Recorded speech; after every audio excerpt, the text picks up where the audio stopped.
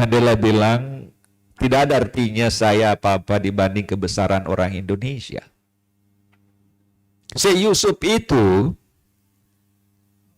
Sultan Tidore itu, Cakradiningrat keempat itu, Sultan Madura itu ada 4 orang Indonesia. Itu dia berjuang membantu kami, bukan dia di penjara, tapi dia meninggal dalam perjuangannya. Ada berapa ya? Lebih 20.000 orang yang mengaku bahwa ternyata mengalami pelanggaran HAM berat. Orang tuanya habis dibantai, dianiaya, begini. Disiarkan melalui televisi. Dan kalau di Afrika Selatan itu disiarkan setiap hari. Jadi begitu ada kesaksian orang ini diumumkan lagi. Nah, begitu juga pelaku memberi kesempatan untuk meminta maaf, mengakui kesalahannya. Desmond Tutu diprotes oleh kulit hitam, bagaimana saya bisa memaafkan kalau dia tidak minta maaf? Apa yang diambil oleh Presiden melalui keputusan Presiden nomor 17 2022 ini untuk melihat kasus-kasus pelanggaran HAM di masa lampau melalui mekanisme non-yudisial. Saya lihat secara sepintas di antara 201 negara anggota PBB hari ini, itu ternyata ada 51 negara yang mempunyai mekanisme non-yudisial seperti ini. Ada negara yang sukses mengembangkan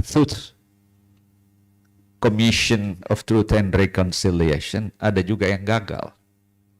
Tahun 99 misalnya di Yugoslavia, dia buat juga Komisi Kebenaran dan Rekonsiliasi menyelesaikan kasus-kasus pelanggaran HAM berat masa lalu. Tapi ternyata tidak jadi, karena ketika Alfonso itu ditangkap, itu diadili di pengadilan HAM melalui mekanisme ICTY, International Tribunal Court for Yugoslavia di Hague, itu akhirnya nggak jadi. Itu ada juga yang cacat, ada macam-macam.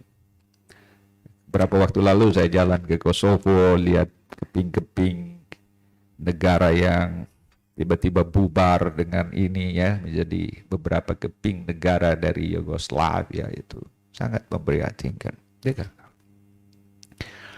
Nah, kembali pada 52 negara ini, sebenarnya sederhana sekali. Kalau mau melakukan pengadilan atau menyelesaikan kasus pelanggaran HAM masa lalu itu, yang penting ada bukti. Ada orang jadi korban. Dan itu dibuktikan. Ini orangnya yang korban. Sekian banyak. Lalu ada juga orang yang mengaku bahwa saya yang melakukan kekejaman. Saya minta saya diampuni, dimaafkan. Lalu ada komisi ketiga memberi amnesti, seperti apa kompensasi itu. Itu yang dilakukan di Afrika Selatan. TRC yang dibuat pada tahun 96 oleh Presiden Mandela dan diangkat Bishop Desmond Tutu sebagai ketuanya. Itu datanya saya lihat di sini ada berapa ya? Lebih 20.000 orang yang mengaku bahwa ternyata mengalami pelanggaran HAM berat. Orang tuanya habis dibantai, dianiaya, begini. Saya kembali pada apa yang terjadi di Afrika Selatan ketika Nelson Mandela menjadi presiden. Dia membentuk CTF, Commission of Truth and Reconciliation. Mengapa ini lahir? Karena rezim apartheid itu adalah rezim yang amat kejam. Kalau ada kulit hitam misalnya ya, mau belanja di mall-mall di Johannesburg atau Pretoria atau di Cape Town, lihat, itu kulit hitam itu diusir. Dan kalau dia muncul lagi keesokan harinya langsung diborgol, masukkan dia penjara. Kalau ada yang duduk di pantai nikmati keindahan alam, itu diborgol, masukin penjara. Begitulah kejamnya rezim apartheid. Mandela protes ini, Mandela ditangkap di penjara 10 tahun di penjara Johannesburg. setelah disiksa 10 tahun, Mandela tidak tobat. Dia tetap mengecam kebiadaban rezim apartheid. Lalu akhirnya dibuang ke Robben Island. Ya, di pulau terpencil di antara dua samudra di sana. Di sana dipenjara lagi selama 17 tahun. Yang mengagumkan saya adalah Mandela begitu keluar dari penjara, dia bilang gini, "Hai saudara-saudara saya, yang menyiksa saya selama lebih seperempat abad, hari ini, detik ini saya maafkan saudara. Kita tidak punya masa depan ya, kalau kita terbelenggu oleh situasi masa lalu." Dia tulislah leaflet dan dicetak disebarkan ke seluruh penduduk negeri itu dengan tulisan "No future without forgiveness. No future without reconciliation." Kita tidak punya masa depan kalau kita tidak saling bergandengan tangan. Tapi ada yang menarik, Pak Jenderal. Saya kebetulan promotornya Nelson Mandela untuk dapat honoris causa di UNAS pada 10 September 2005. Saya 2 kali ke kediaman Mandela. Mandela bilang, tidak ada artinya saya apa-apa dibanding kebesaran orang Indonesia. Syekh Yusuf itu, Sultan Tidore itu, Cakradiningrat keempat itu, Sultan Madura itu, ada 4 orang Indonesia.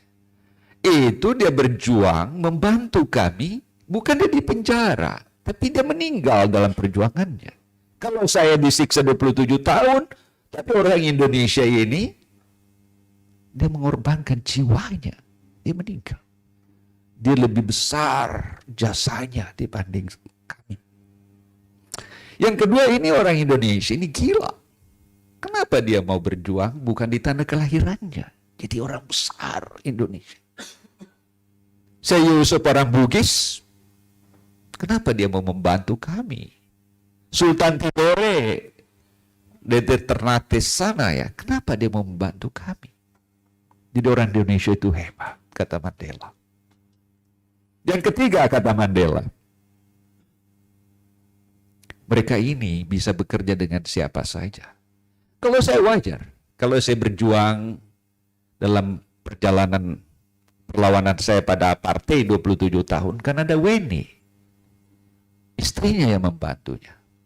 Ada Dela Umar yang sering juga saya ketemu, dia menteri perhubungan di Afrika zaman, dia sekamar juga dengan Mandela. Jadi saya tidak ada yang istimewa pada saya. Saya dibantu keluarga, ANC, sesama partai. Tapi kalau orang Indonesia ini tidak. Ini orang Ternate, ini orang Bugis, ini orang ini. Dia bisa bekerja sama dengan orang yang tidak dikenal. Itu hebatnya orang Indonesia. Dan yang keempat, kata Mandela,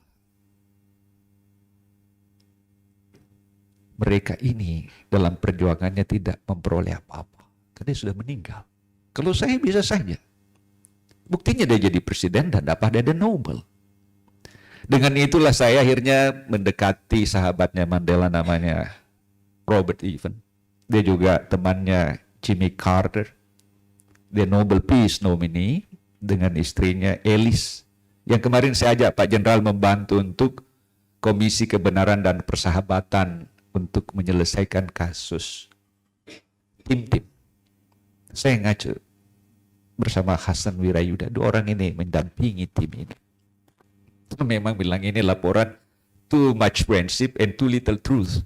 Persahabatan terlalu banyak tapi kebenarannya terlalu sedikit, itu Bang Yani ya. Jadi, tapi itu ada sinisme seperti itu. Nah lalu akhirnya Mandela mau dapat doktor kehormatan itu dan diterima di Unhas. Waktu rektornya Radikani. Jadi saya datang waktu saat beliau sakit di rumah sakit Wahidin. Saya ingat jiwa besarnya rektor Radikani dan tidak hanya 3 hari setelah saya bertemu dia meninggal. Jadi itulah yang menyebabkan saya bangga melihat kebesaran jiwa orang Indonesia itu. Dan itu tidak dibuat-buat oleh Mandela. Dan itu saya tulis di Jakarta Post ketika saya mengetahui Mandela meninggal. Tapi 3 hari kemudian baru muncul artikel saya di Jakarta Post karena perlu waktu untuk cari kolom gitu. Itu di situ kesaksian Mandela terhadap kebesaran orang Indonesia. Jadi bangsa ini bangsa besar, cuma mungkin salah kelola. Gitu.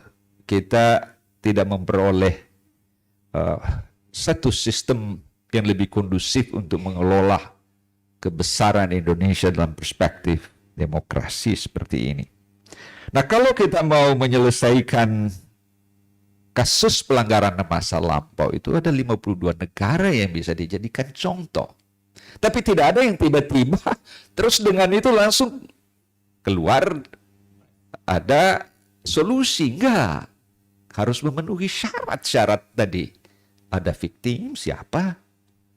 Dan harus diberi kesempatan untuk menyampaikan apa sebenarnya penderitaan dan kekejaman dialaminya gitu.